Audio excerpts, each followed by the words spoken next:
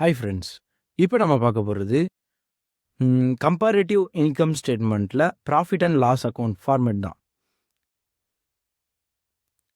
இப்போது first profit and loss அக்கௌண்ட்டில் first particular year amount percentage ஓகேவா. இங்கே சேல்ஸ், நெக்ஸ்ட் அதோட லெஸ் பண்ணால் cost of sales, gross profit, operating expenses, administration, sellings, total operating expenses, next வந்து பார்த்தீங்கன்னா operating profit, non operating expenses, interest, income tax. இது எல்லாத்தையுமே நான் எப்படி ஞாபகம் வச்சுக்கிறது, எனக்கு ஒன்றுமே புரியல அப்படின்னு சொன்னேன். இவ்வளோ பெரிய ஃபார்மேட்டையும் என்னால் அண்டர்ஸ்டாண்ட் பண்ணிக்க முடியல. எதனா ஒரு எக்ஸாம்பிள் சொன்னால் எனக்கு புரியும் அப்படின்னா நான் ஒரு எக்ஸாம்பிள் சொல்கிறேன், புரிஞ்சுங்க ஓகேவா. இப்போ என்ன அப்படின்னா, இப்போ நீங்கள் ஒரு கேக் ஷாப் வச்சுருக்கீங்க. அந்த கேக் ஷாப்பில் யாரோ ஒருத்தர் என்ன பண்ணுறாருன்னா, ஒரு கேக் வேணும் அப்படின்னு சொல்லி 1 kg கேக் வேணும் அப்படின்னு சொல்லி ஆர்டர் பண்ணுறாங்க. ஒரு கேக்கோட விலை 500 rupees அப்படின்னு நீங்கள் அந்த கேக்கை சேல் பண்ணி அவர்கிட்ட இருந்து என்ன பண்ணிக்கிறீங்கன்னா அந்த 500 பை பண்ணிக்கிறீங்க ஓகேவா. இப்போ என்ன அப்படின்னா, இப்போ இந்த 500 rupees வந்து பார்த்தீங்கன்னா சேல்ஸ் பண்ண அமௌண்ட், சேல் பண்ணி நீங்கள் கிடைச்சது பார்த்தீங்களா, இந்த அமௌண்ட்டு தான் இந்த 500 rupees. நெக்ஸ்ட் என்ன பண்ணோன்னா, இந்த 500 rupees எல்லாமே லாபமா அப்படின்னு பார்த்தா இல்லை.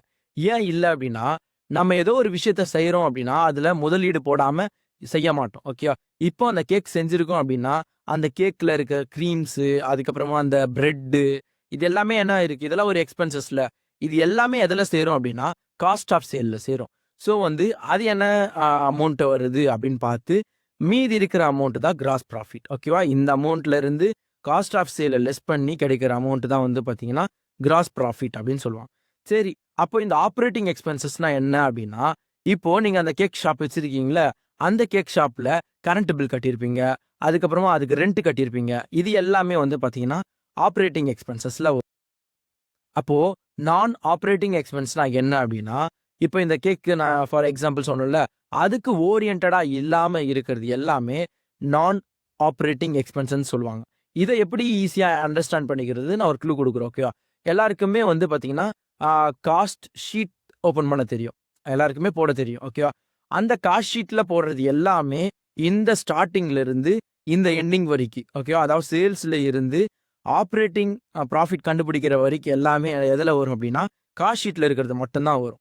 மீதி இருக்கிற இந்த நான் ஆப்ரேட்டிங் எக்ஸ்பென்ஸ் காஸ்ட் ஷீட்டில் இல்லாத எல்லாமே இதில் போடணும் ஓகேவா. நீங்கள் சம்ஸ் உள்ள போகும்போது கிளியராக அண்டர்ஸ்டாண்ட் பண்ணிக்க முடியும் ஓகேவா. இப்போ நான் சேல்ஸ் பண்ணுறேன்னா, அதாவது நான் கேட்க சேல் பண்ணுறேன், இந்த இயருக்கும் கம்பேர் பண்ண போகிறேன். ஏன் இதை கம்பேர் பண்ணுறேன் அப்படின்னா, இது என்ன, இது ஸ்டேட்மெண்ட்டு கம்பேரிட்டிவ் இன்கம் ஸ்டேட்மெண்ட் ஓகேவா. கம்பேரிட்டிவ் இன்கம் ஸ்டேட்மெண்ட்றதுனால நான் இது 2 வருஷத்துக்குள்ளே கம்பேர் பண்ணாதான் எனக்கு போன வருஷத்தில் கேக்கோட சேல் பண்ணும் போது எவ்வளோ லாபம் கிடைச்சிது, இந்த வருஷம் நான் கேக்கை சேல் பண்ணும் போது எவ்வளோ பெனிஃபிட் கிடைச்சிது அப்படின்றது. இங்கே வந்து அதோட பர்சன்டேஜ் போட போகிறோம் ஓகேவா. ஃபஸ்ட்டு சேல்ஸ் போட்டுக்கிறேன், சேல்ஸோட என்ன பண்ணுறேன் அப்படின்னா காஸ்ட் ஆஃப் சேல்ஸை லெஸ் பண்ணி கிடைக்கிறது தான் கிராஸ் ப்ராஃபிட் அப்படின்னு சொல்கிறாங்க ஓகே. இந்த அமௌண்ட் எப்படி கண்டுபிடிக்கிறது அப்படின்னா, இப்போ இது ரெண்டுத்தையும் இது ரெண்டு அமௌண்ட்டையும் என்ன பண்ணணும் அப்படின்னா லெஸ் பண்ணணும். லெஸ் பண்ணிங்கன்னா இந்த அமௌண்ட் கிடைக்கும். அப்போ பர்சன்டேஜ் எப்படி கிடைக்கிறது அப்படின்னா, கண்டுபிடிக்கிறது அப்படின்னா, இப்போ இங்கே கிடைச்ச அமௌண்ட்டோட இதை என்ன பண்ணணும்னா டிவைட் பண்ணி இன்ட்டு 100 போட்டோன்னா இந்த பர்சன்டேஜ் கிடைச்சிடும் ஓகேவா. நெக்ஸ்ட் ஆப்ரேட்டிங் எக்ஸ்பென்சஸ் நான் ஆல்ரெடி சொல்லிட்டேன் ஓகேவா. அட்மினிஸ்ட்ரேஷன், செல்லிங்ஸ் மட்டும்தான் வரும். எக்ஸ்ட்ரா எதனா வருமா அப்படின்னா டிஸ்ட்ரிபியூஷன் வர்றதுக்கு வாய்ப்புகள் இருக்குது. ஆனால் நம்மளுக்கு கொடுத்த கொஷின்ஸில் எதுலையுமே டிஸ்ட்ரிபியூஷன்ஸ் அந்த மாதிரி இல்லை ஓகேவா.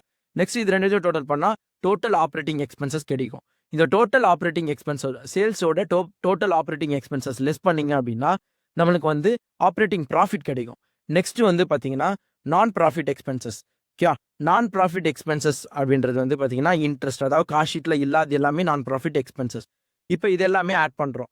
ஆட் பண்ணிவிட்டு ஆப்ரேட்டிங் எக்ஸ்பென்சஸோட இதை லெஸ் பண்ணிங்க அப்படின்னா நான் ப்ராஃபிட்டிங் ஆப்ரேட்டிங் எக்ஸ்பென்சஸ் லெஸ் பண்ணிங்க அப்படின்னா நெட் ப்ராஃபிட் கிடைச்சிரும். இதுதான் ஃபார்மேட். நான் சொன்ன எக்ஸாம்பிளை நீங்கள் அண்டர்ஸ்டாண்ட் பண்ணிட்டாலே இந்த சம் ஈஸியாக போட முடியும். தேங்க்யூ ஃபார் வாட்சிங். உங்களுக்கு எதனா டவுட்ஸ் இருந்தால் கமெண்ட் பண்ணுங்கள். அண்ட் முக்கியமாக வந்து நம்ம சேனலை சப்ஸ்கிரைப் பண்ணுங்கள் அண்ட் லைக் பண்ணுங்கள்.